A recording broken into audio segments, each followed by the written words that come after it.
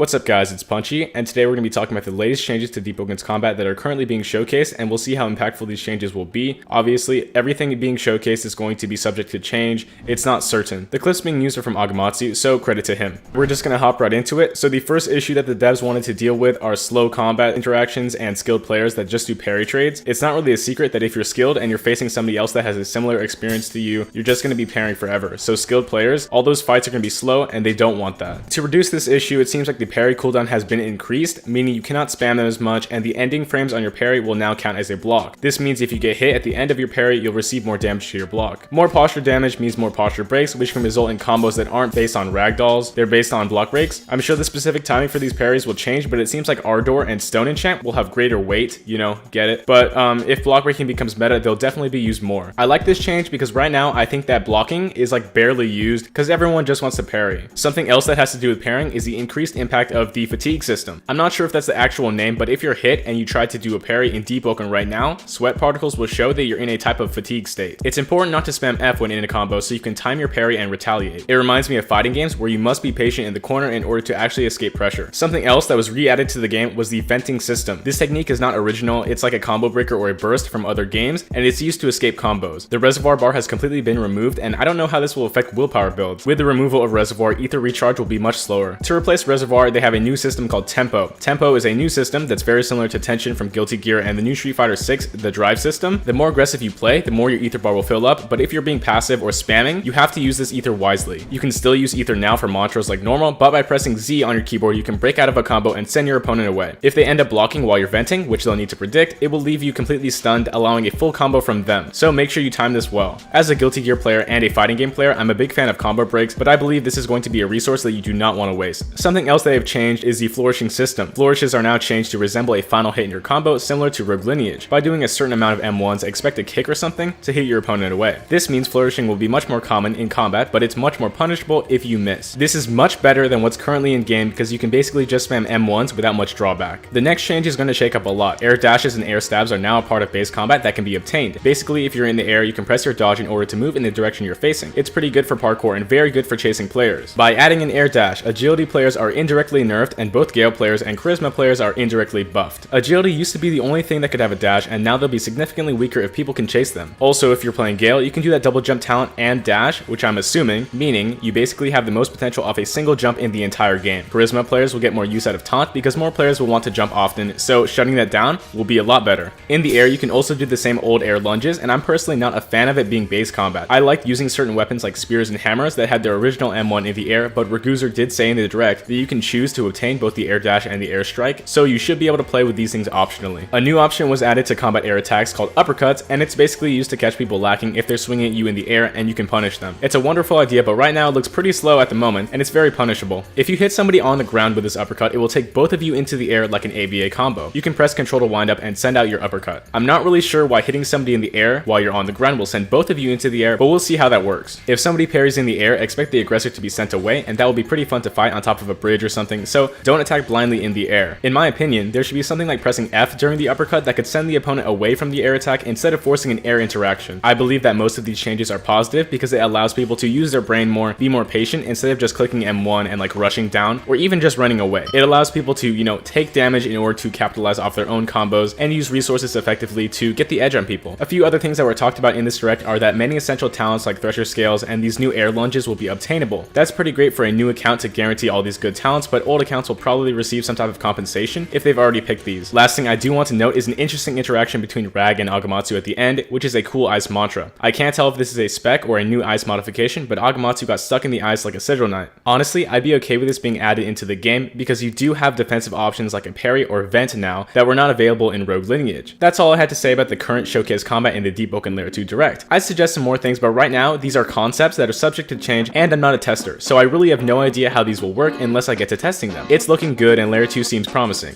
So, if you enjoyed, please like and subscribe, and have a good one, guys.